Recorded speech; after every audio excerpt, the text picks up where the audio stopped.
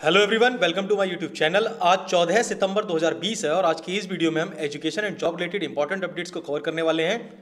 तो आप लास्ट तक वीडियो पर बने रहें जिससे एक भी अपडेट आपसे मिस ना हो। तो आइए देख लेते हैं। सबसे पहली इंपॉर्टेंट अपडेट्स उन कैंडिडेट्स के लिए है जो बीएड में क्वालिफाइड है एंट्रेंस एग्जाम में और अपने एडमिशन के लिए काउंसलिंग में पार्टिसिपेट करने वाले थे।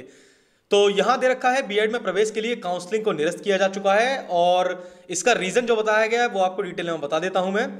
राजधानी समेत प्रदेश के बीएड कॉलेज में प्रवेश के लिए प्रस्तावित काउंसलिंग को फिलहाल टाल दिया गया है। अब यह काउंसलिंग आगामी अक्टूबर माह में आयोजित कराई जाएगी। प्रदेश के कई राज्य विश्वविद्यालय में अभी तक स्नातक अंतिम वर्ष की परीक्षाएं न होने और कई के नतीजे न आने के कारण यह फैसला लिया गया है। प्रदेश के बीएड कॉलेजों में दाखिले के लिए 4,31,904 अभ्यर्थियों ने ऑनलाइन आवेदन किया था। बीते 9 अगस्त को ही संयुक्त प्रवेश परीक्षा में 3,56,946 अभ्यर्थी शामिल हुए। 5 सितंबर को इनके नतीजे भी जारी कर दिए गए हैं। अब ऑनलाइन ऑफ कैंपस काउंसलिंग कराई जानी है। बीएड की राज्य समन्वयक प्रोफेसर अमिता वाजपेयी ने बताया कि पहले यह काउंसलिंग 21 सितंबर से प्रस्तावित थी, लेकिन कई विश्वविद्यालयों की अंतिम वर्ष की परीक्षाएं न होने के कारण इसे टालने का फैसला लिया गया है। उन्होंने बताया कि शासन ने भी इसे स्वीकार कर लिया है। नई तिथियों के संबंध में प्रस्ताव मांगा गया है। इसको लेकर सोमवार को बैठक हुई है। तो मैंने आपको पहले ही बता दिया था कि इसमें सुप्रीम कोर्ट, हाई कोर्ट और सरकार ने बहुत ज्यादा दबाव बनाया था परीक्षा कराने को लेकर। कोरोना महामारी को ताक पर रखकर यह परीक्षा की गई थी और लगभग 3.5 लाख कैंडिडेट्स ने इसमें पार्टिसिपेशन किया था। इसमें से ना जाने कितने ही अभ्यर्थी कोरोना पॉजिटिव हुए होंगे और अब तक ठीक भी हो गए होंगे। लेकिन उस टाइम गवर्नमेंट ने कुछ भी आगे की प्लानिंग नहीं की थी। सिर्फ और सिर्फ अपने जो सस्ती लोकप्रियता हासिल करने के लिए एक इतनी बड़ी कॉम्पिटिटिव एग्जाम का आयोजन करा दिया गया था। लेकिन ना ही एडमिशन प्रोसीजर की कोई लंबी सोच बनाकर रखी हुई थी, ना कोई प्लानिंग थी और ना ही यह सोच कर रखा था कि जब रिजल्ट ही नहीं आया है तो काउंसलिंग किस हिसाब से की जाएगी। और यदि यह परीक्षा करा भी दी गई थी तो इसके संबंध में यूनिवर्सिटीज को गाइडलाइंस देनी चाहिए थी ताकि जल्द से जल्द मार्कशीट्स या रिजल्ट अपलोड कर दिए जाएं, जिससे इस एडमिशन प्रोसीजर में दिक्कत ना आए। तो आप देख सकते हैं कि गवर्नमेंट किस तरीके से फंसाती है स्टूडेंट्स को, किस तरीके से ऐसे डिसीजन लेती है जिसका कोई भी भविष्य नहीं होता है और सारी जो भी प्रोसीजर है अधर में लटके हुए दिखाई देते हैं। तो फिलहाल ये काउंसलिंग प्रक्रिया अधर में लटक चुकी है और ये आगे कब तक स्टार्ट हो पाएगी ये देखने वाली बात है। नेक्स्ट बहुत ही ज्यादा इंपॉर्टेंट अपडेट ऐसे कर्मचारियों के लिए है जो 50 वर्ष से अधिक की उम्र पार करने वाले हैं या कर चुके हैं या फिर 30 वर्ष का अपना जो कार्यावधि है वो कंप्लीट कर चुके हैं। ऐसे में जो उत्तर प्रदेश सरकार है उसने अपना फैसला ले लिया है। ऐसे कर्मचारी जो 50 वर्ष से अधिक की उम्र पार कर चुके हैं उनको सेवानिवृत्त करने की पूरी तैयारी कर ली है और यह शुरुआत हो गई है पुलिस विभाग से। जी हां, आपने बिल्कुल सही सुना है, वही पुलिस विभाग जो आए दिन सुर्खियों में रहता है। तो देख लेते हैं आइए क्या न्यूज है। 50 वर्ष की उम्र पार कर चुके ऐसे पुलिसकर्मियों के लिए बुरी खबर है जिनका कैरेक्टर रोल बहुत खराब है। ऐसे पुलिसकर्मियों की फिर से स्क्रूटनी की जाएगी और उन्हें रिटायरमेंट दे दिया जाएगा। पिछले साल प्रयागराज रेंज में हेड कांस्टेबल, सिपाही व दरोगा समेत 2 दर्जन से अधिक पुलिसकर्मियों पर गाज गिरी थी। उनकी सेवा समाप्त कर सेवानिवृत्त कर दिया गया। इस कार्यवाही के खिलाफ उन्हें कोर्ट से भी मदद नहीं मिली थी। शासन के आदेश पर 50 वर्ष से अधिक उम्र के उन पुलिसकर्मियों को बाहर करने का फरमान जारी हुआ है जो पुलिस विभाग पर बोझ बने हुए हैं। उनकी कार्यप्रणाली शारीरिक रूप से अक्षमता और पुलिस महकमे में भ्रष्टाचार के आरोप में बदनाम हो चुके पुलिसकर्मियों को बाहर करने की कार्यवाही चल रही है। आईजी रेंज केपी सिंह ने बताया कि पिछले 2 दर्जन से अधिक पुलिसकर्मियों पर कार्रवाई हुई थी। इस बार भी स्क्रूटनी करके कार्रवाई की जाएगी। बताया जा रहा है कि सिर्फ प्रयागराज जिले में ही 30,000 से अधिक पुलिसकर्मी तैनात हैं। इनमें 50 वर्ष से अधिक उम्र के पुलिसकर्मियों की कैरेक्टर रोल के आधार पर स्क्रूटनी की जाएगी। इसके बाद बोर्ड का गठन करके उनके खिलाफ विभागीय कार्रवाई होगी। गौरतलब है कि पुलिस विभाग की ओर से उन्हें बर्खास्त कर दिया जाता है जिसके बाद उनकी किसी भी प्रकार से वापसी नहीं हो पाती। तो जो अन्य विभाग के कर्मचारी हैं वो पुलिस विभाग पर हुई इस कार्रवाई से काफी खुश हो सकते हैं, लेकिन ज्यादा समय तक खुशी मनाने की आवश्यकता नहीं है, क्योंकि यदि दूसरे के घर में आग लग रही हो तो अपने घर पर दुबक कर बैठने से आप ये मत समझिए कि आपके घर में आग नहीं लगेगी।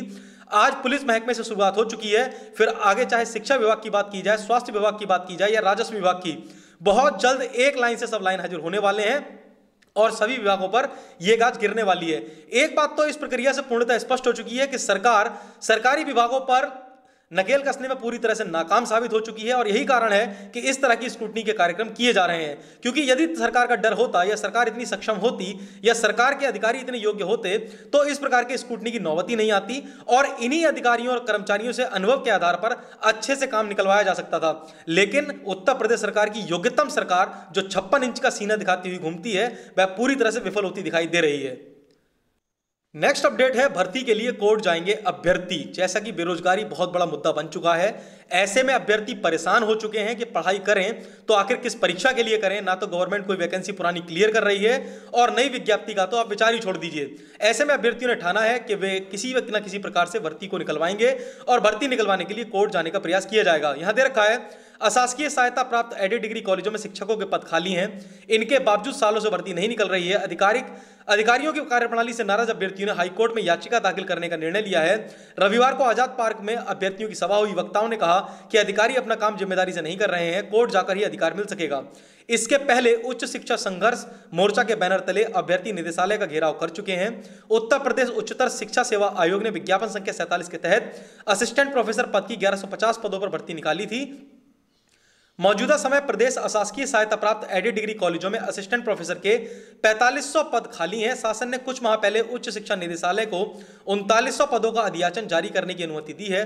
प्रथम चरण में निदेशालय ने 11 अगस्त को उत्तर प्रदेश उच्चतर शिक्षा सेवा आयोग को 1303 पदों का अधियाचन भेजा, लेकिन उसमें क्षैतिज आरक्षण के तहत महिला स्वतंत्रता संग्राम सेनानी, आश्रित दिव्यांग अभ्यर्थियों का कोटा निर्धारित नहीं किया गया। इससे आयोग ने विज्ञापन जारी नहीं किया। विज्ञापन कब जारी होगा, अधिकारी इसे बताने में कतरा रहे हैं। इसके चलते अभ्यर्थियों में नाराजगी बढ़ गई है। तो आप देख सकते हैं, एक आम अभ्यर्थी की तरह जरा सोच कर देखिए जो गवर्नमेंट जॉब्स की प्रिपरेशन करते हैं। ऐसे में अभ्यर्थी पढ़ाई करें, धरना प्रदर्शन करें, या फिर गवर्नमेंट की लाठियां खाएं, या फिर हाईकोर्ट या सुप्रीम कोर्ट जाकर पैरवी करें। सरकार ने अभ्यर्थियों को पूरी तरह से लाचार बनाकर रख दिया है और शोषण की तो पराकाष्ठा पार हो चुकी है। गवर्नमेंट बिल्कुल बिना लगाम के घोड़े की तरह हो गई है, जो किसी की भी सुनने को तैयार नहीं है। इसके दूरगामी परिणाम क्या होंगे, ये आप स्वयं पर निष्कर्ष निकालिए, स्वयं निर्धारित कीजिए कि ऐसी शोषण करने वाली गवर्नमेंट का आखिर क्या करना चाहिए। यह जरूर सोचने का विषय है, चाहे आप स्वयं एक अभ्यर्थी हो या फिर आप पेरेंट्स हो, अपने बच्चों को तैयारी करते हुए देख रहे हो, तो आप स्वयं से सवाल कीजिए कि आप अपने बच्चों को क्या जवाब देने वाले हैं। नेक्स्ट अपडेट है रोहिलखंड विश्वविद्यालय बरेली से, और यहां पर बहुत जल्द आपको एमटेक कोर्स की शुरुआत देखने को मिल सकती है। साथ ही बीटेक की सीटें भी बढ़ाने जाने के आसार हैं। यहां दे रखा है, रोहिलखंड यूनिवर्सिटी में लंबे इंतजार के बाद मास्टर ऑफ टेक्नोलॉजी यानी एमटेक कोर्स शुरू होगा। कोरोना के कारण लगे लॉकडाउन में नेशनल बोर्ड ऑफ एक्रीडेशन यानी एनबीए की टीम अब दिसंबर में यूनिवर्सिटी के फैकल्टी ऑफ इंजीनियरिंग का दौरा करेगी। बीटेक के 6 ब्रांच में 50% सीटें भी बढ़ेंगी। इंजीनियरिंग के नए डिप्लोमा कोर्स भी शुरू होंगे। रोहिलखंड विश्वविद्यालय ने एमटेक कोर्स शुरू करने के मानक पूरे करने के बाद एनबीए को एक्रीडेशन के लिए पत्र लिखा था। एनबीए की टीम मई में ही दौरे पर आनी थी, पर लॉकडाउन के कारण कैंसिल हो गई। इसके बाद रोहिलखंड विश्वविद्यालय के फैकल्टी ऑफ इंजीनियरिंग के शिक्षकों ने कोशिश की और एनबीए का दौरा दिसंबर में तय हो गया।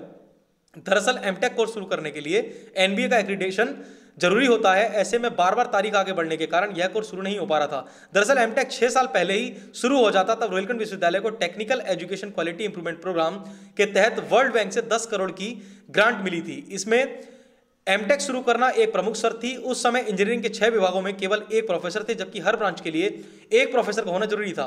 1 साल पहले इंजीनियरिंग में प्रमोशन हुए और कई एसोसिएट प्रोफेसर का प्रमोशन हुआ तो वे प्रोफेसर बन गए। एमटेक में प्रोफेसर के होने का मानक विश्वविद्यालय ने पूरा कर लिया है। इसके बाद एनबीए को एक्रीडेशन के लिए पत्र लिखा गया। अब दिसंबर में टीम विजिट के लिए आएगी। विश्वविद्यालय प्रशासन का कहना है एमटेक पाठ्यक्रम अगले सत्र से शुरू होने की पूरी उम्मीद है। ऐसा हुआ तो पूरे रोहिलखंड परिक्षेत्र के लिए एक बड़ी सौगात होगी, क्योंकि एमटेक की पढ़ाई एक तो प्राइवेट इंजीनियरिंग कॉलेज में ही होती है। तो ये बरेली रीजन के स्टूडेंट्स के लिए काफी इंपॉर्टेंट और अच्छी अपडेट है कि जल्द ही आपको एमटेक कोर्स के लिए दूर जिलों में नहीं जाना पड़ेगा और बरेली के रोहिलखंड विश्वविद्यालय में ही आपको एमटेक की फैसिलिटी प्रोवाइड हो जाएगी। नेक्स्ट अपडेट है उत्तर प्रदेश में सरकारी नौकरी की चाह रखने वाले अभ्यर्थियों के लिए, और जिस तरह से निजीकरण के पैर फैल रहे हैं उसी तरह सरकारी नौकरियां भी अब निजी नौकरियों की तरह बिल्कुल बनती जा रही हैं, और ऐसे में अभ्यर्थियों का पूर्णतः शोषण किया जा रहा है। यह सरकार पता नहीं विनाशकाले विपरीत वाली बुद्धि जो होती है उस पर चरितार्थ कर रही है। उसका उदाहरण बन गया है उत्तर प्रदेश की सरकार। यहां देख लीजिए, सरकारी नौकरी शुरू करने वाले हर कर्मचारी का प्रत्येक 6 माह में मूल्यांकन किया जाएगा। नई नीति के तहत सरकार इसे लागू करने पर विचार कर रही है। इसका फायदा यह होगा कि धांधली कर नौकरी पाने वालों और अयोग्य कर्मचारियों को बाहर किया जा सकेगा। अपर मुख्य सचिव नियुक्ति एवं कार्मिक मुकुल सिंघल भी स्वीकार करते हैं कि इस नियमावली पर विचार किया जा रहा है। प्रारंभिक में मुख्य परीक्षा होगी। यूपी में धांधली कर सरकारी नौकरियां पाने का बड़ा खेल है। राज्य सरकार इसलिए चाहती है कि समूह ख व ग की भर्ती प्रक्रिया पूरी तरह से बदल दी जाए। इसके लिए समूह ख व ग पदों पर नियुक्ति, संविदा पर एवं विनियमितीकरण नियमावली 2020 बना रही है। इन भर्तियों के लिए प्रारंभिक और मुख्य परीक्षा कराने पर विचार है। प्रारंभिक परीक्षा के लिए केंद्र की तर्ज पर एक अलग एजेंसी भी बनाई जा सकती है। इसमें सर्वाधिक स्कोर करने वाले अभ्यर्थियों को मुख्य परीक्षा में शामिल होने का मौका दिया जाएगा। मुख्य परीक्षा पास करने वालों को पहले 5 सालों तक संविदा पर नौकरी करनी होगी। इन 5 साल के कठिन संविदा काल के आधार पर ही नियुक्ति की जाएगी। इनमें सर्वाधिक स्कोर करने वाले अभ्यर्थियों को मुख्य परीक्षा में शामिल होने का मौका दिया जाएगा। मुख्य परीक्षा पास करने वालों को पहले 5 सालों तक संविदा पर नौकरी करनी होगी। इन 5 साल के दौरान कर्मचारी का छमाही मूल्यांकन होगा, जिसमें नई नौकरी पाने वालों को हर बार 60% अंक लाना जरूरी होगा। सरकार की प्रस्तावित नई व्यवस्था के तहत 5 वर्ष बाद ही नियमित नियुक्ति दी जाएगी। 60% से कम अंक पाने वाले सेवा से बाहर होते रहेंगे। इन 5 सालों में कर्मचारियों को नियमित सेवकों की तरह मिलने वाले अनुमन्य सेवा संबंधी लाभ भी नहीं मिलेंगे। तो आप देख लीजिए, उत्तर प्रदेश सरकार का शोषण चरम पर है। और मैं माननीय मुख्यमंत्री जी और माननीय शिक्षा मंत्री जी को ओपन चैलेंज देता हूं कि आप पहले अपनी योग्यता का पहली बात मूल्यांकन करवा लीजिए। और मैं आपको ओपन चैलेंज करता हूं कि आप अभी अपने नाम से, चाहे तो ऑनलाइन या फिर ऑफलाइन मोड में, अभी जनमत संग्रह करा लीजिए। आपको 60% तो छोड़िए, अगर 6% भी युवाओं ने वोट दे दिए तो आप देख लीजिएगा कि आप कहां पर और कितने पानी में अवेलेबल है इस टाइम। और बात करते हैं आप 60% मूल्यांकन की। वैसे भी अभ्यर्थी 4 से 5 वर्ष तक अपनी खून पसीना इकट्ठा करके और तब जाके मेहनत करके एक नौकरी पाता है, उसके बावजूद भी आप शोषण खत्म नहीं कर रहे हैं। और आप बात करते हैं पारदर्शिता की, आपको लगभग 3 वर्ष तो पूर्ण हो ही चुके हैं और उसके बावजूद आप एक भी भर्ती पारदर्शी तरीके से नहीं करा पाए हैं और अपनी विफलता का आप जो ठीकरा है वो स्टूडेंट्स पर फोड़ रहे हैं। तो आप सतर्क हो जाइए। और पता नहीं आपके कैसे योग्य अधिकारी हैं जिनमें बिल्कुल भी समझ नाम की बिल्कुल चीज नहीं है। जब एक आम अभ्यर्थी को ये चीज गलत नजर आ रही है तो आप कैसे इस चीज को आप सही साबित कर सकते हैं। मुझे तो लगता है आपकी सरकार शौचालय बनाते बनाते आपकी सोच भी वही हो गई है। आपकी सोच शौचालय तक ही सीमित है और शौचालय तक ही सीमित रखिए, क्योंकि इसके अलावा आपके बस की बात कुछ है नहीं। और शिक्षा मंत्री जी माननीय सतीश चंद्र द्विवेदी जी, आप तो एक काम करिए, इस्तीफा दे दीजिए और इस्तीफा देने के बाद आप एक नया पद ज्वाइन कर लीजिए। और मैं चाहता हूं कि केंद्र सरकार एक नया पद सृजित करे जिसका नाम होना चाहिए अंतर्राष्ट्रीय बधाई बांटो मंत्री। और उसके जो प्रबल दावेदार होंगे, प्रबल दावेदार क्या, मैं तो कहता हूं निर्विरोध आप चुन भी लिए जाएंगे अंतर्राष्ट्रीय बधाई बांटो मंत्री। आपको शर्म आनी चाहिए, आपको अपनी कुर्सी अभी छोड़ देनी चाहिए कि आप सिर्फ और सिर्फ, अगर कोई नवजात शिशु भी पैदा होता है उत्तर प्रदेश में किसी मंत्री की गली मोहल्ले में, आप बधाई बांटने चले आते हैं, लेकिन शिक्षा से संबंधित मुद्दों पर आप मौन धारण कर लेते हैं। तो आपको शर्म आनी चाहिए बिल्कुल भी। और दूसरी बात मैं माननीय योगी जी आपसे भी कहना चाहता हूं, आप जनमत संग्रह करा लीजिए। अगर आपको 6%, 60% छोड़िए 50% वोट मिल जाए तो आपको बिल्कुल तुरंत कुर्सी छोड़ देनी चाहिए, क्योंकि कुर्सी ही तो है, कोई जनाजा थोड़ी ना है कि आप उठ नहीं पाएंगे। और फिर क्या रखा है ऐसी सत्ता की कुर्सी में जा रहे, अगर आप तो बिल्कुल बदलाव नहीं कर सकते तो शर्म आनी चाहिए आपको। नेक्स्ट अपडेट है प्रिंसिपल भर्ती के इंटरव्यूज को लेकर, और एक आपको बहुत ही फिर से दिख जाएगी नाकामी उत्तर प्रदेश सरकार की कि यहां पर अब साक्षात्कार इस साल होना होगा मुश्किल। तो जैसा कि आप देख सकते हैं, न्यायपालिका भी कहीं ना कहीं सरकार की कठपुतली मुझे दिखाई देती है। बेशक आपको लग सकता है कि मैं इसमें न्यायालय के खिलाफ टिप्पणी कर रहा हूं, लेकिन बिल्कुल सोच समझकर और पूर्ण होशो-हवास में कर रहा हूं। आपने खुद ही देखा होगा, गवर्नमेंट की फेवर में कुछ भी कमेंट देने होते हैं तो न्यायपालिका झट से कूद कर चले आते हैं और तुरंत कोई ना कोई ऑर्डर पास कर देते हैं। लेकिन वही बात होती है लंबित भर्तियों को आगे बढ़ाने की, तो न्यायपालिका भी मौन धारण कर लेती है और सरकार की तरफ मुख दर्शन बनकर देखती है। तो यह मामला है प्रदेश के सहायता प्राप्त माध्यमिक विद्यालय में प्रधानाचार्य भर्ती का। यहां दे रखा है अभ्यर्थियों की नियुक्ति के लिए अभी इंतजार करना पड़ सकता है। इंतजार तो अभ्यर्थियों को करना ही रहता है और कर ही रहे हैं, बेचारे 8-8, 9-9 साल से अभ्यर्थी इंतजार ही कर रहे हैं। और अभी और इंतजार करना पड़ सकता है। उत्तर प्रदेश माध्यमिक शिक्षा सेवा चयन बोर्ड इस साल प्रधानाचार्य भर्ती के साक्षात्कार शुरू करने की स्थिति में नहीं है। बचे हुए 3.5 महीने में प्रशिक्षित स्नातक यानी टीजीटी और पीजीटी 2016 के साक्षात्कार ही पूरे कराने पर जोर है। पीजीटी कला 2016 और टीजीटी कला व संस्कृत विषयों के साक्षात्कार 21 सितंबर से 22 अक्टूबर तक प्रस्तावित हैं। उसके बाद सामाजिक विज्ञान और हिंदी विषय के इंटरव्यू होने हैं। इन दोनों विषयों के लिए सर्वाधिक अभ्यर्थी आवेदन करते हैं और पदों की संख्या अधिक होने के कारण साक्षात्कार में समय भी अधिक लगता है। 22 अक्टूबर के बाद 2 महीने का समय इतने साक्षात्कार में ही निकल जाएगा। इसके चलते प्रधानाचार्य भर्ती 2011 के जो विभिन्न जिले हैं उसको पूरे होने के आसार दिखाई नहीं दे रहे हैं। तो बड़े मुझे अफसोस के साथ कहना पड़ रहा है कि हमारा प्रदेश हुआ या देश हुआ, यहां पर सिर्फ और सिर्फ चुनाव ही समय पर हो सकते हैं। कोई भी रोजगार से संबंधित मुद्दे समय पर नहीं हो सकते और ना ही आपको रोजगार समय पर दिया जाएगा। और नए नए सिगरूफे इस तरह से लाद दिए जाएंगे कि अभ्यर्थी खुद पर ग्लानि महसूस करने लगे कि हे प्रभु, मैं खुद ही अपात्र हूं, इसलिए मैं खुद अपनी जीवन लीला समाप्त कर लेता हूं, क्योंकि गवर्नमेंट तो अपनी जगह काम सही कर रही है, मुझ में ही कुछ ना कुछ कमी रह गई होगी जिस वजह से मुझे नियुक्ति नहीं मिल पा रही है। नेक्स्ट अपडेट है 5 साल संविदा वाले प्रस्ताव पर अब विपक्ष भी मैदान में कूद पड़ा है और अपनी राजनीतिक रोटियां सेकने के फुल मूड में है। जहां तक अभी भी आपको 69,000 सहायक अध्यापक शिक्षक भर्ती मामले में कोई भी विपक्ष का व्यक्ति खुलकर मैदान में सामने आपको नहीं दिखा था, लेकिन वहीं अब जो 5 साल संविदा का प्रस्ताव उत्तर प्रदेश सरकार लेकर आई है उसमें चाहे माननीय अखिलेश यादव हो या फिर प्रियंका वाड्रा जी हो, अब खुलकर मैदान में कूद चुके हैं। तो देख लेते हैं क्या मामला है। यहां दे रखा है विपक्ष में नौकरियों में संविदा के प्रस्ताव पर सरकार को घेरा।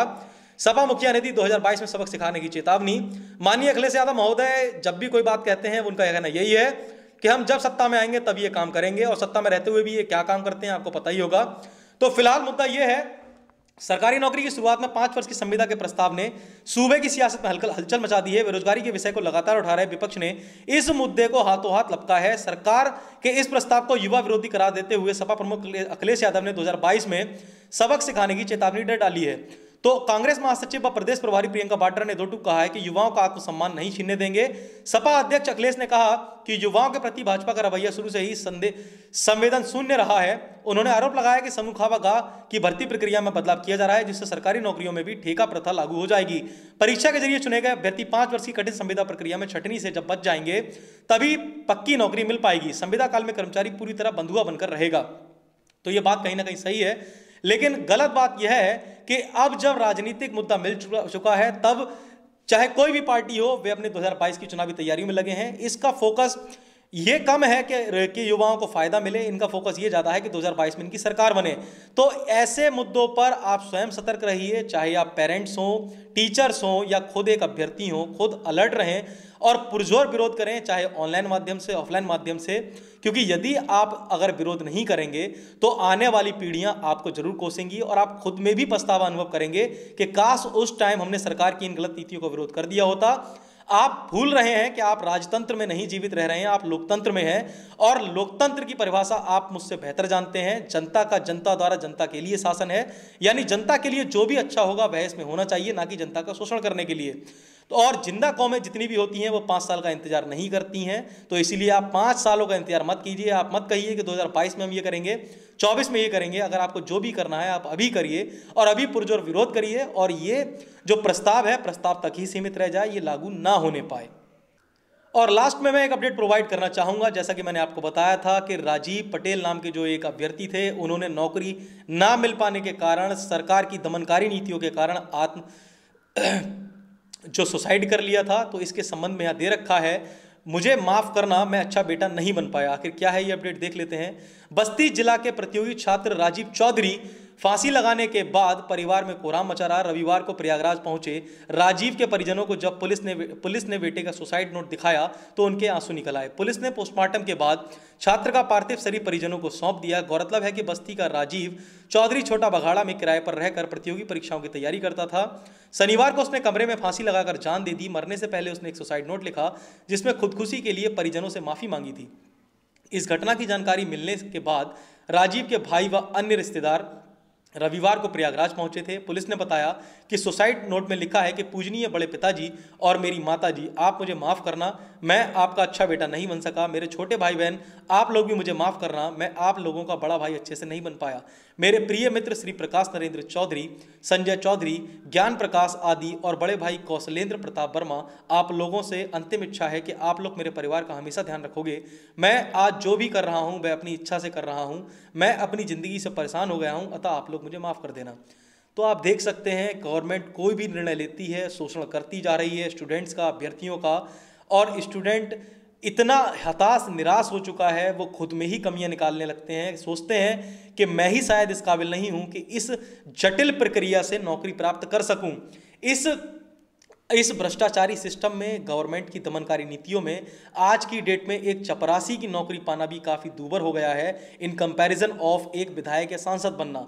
तो आप खुद अंदाज़ा लगा लीजिए कि कितनी अग्नि परीक्षाओं से गुजरना पड़ रहा है एक सामान्य अभ्यर्थियों को। और ऐसे नेता शासन कर रहे हैं जो 70 वर्ष की उम्र तक पहुंच चुके हैं और पूरी गवर्नमेंट की फ़ायदा उठा रहे हैं, चाहे वो लग्जरियस लाइफ हो या कुछ भी। और वहीं एक जो अभ्यर्थी है एक चतुर्थ श्रेणी की नौकरी पाने के लिए भी मशक्कत कर रहा है। तो आप खुद अंदाज़ा लगा लीजिए, दमनकारी नीतियों का विरोध कीजिए, इससे पहले देर हो जाए। तो ये हो गई आज 14 सितंबर 2020 की education and job related updates. I hope आपको ये हेल्पफुल रही होंगी।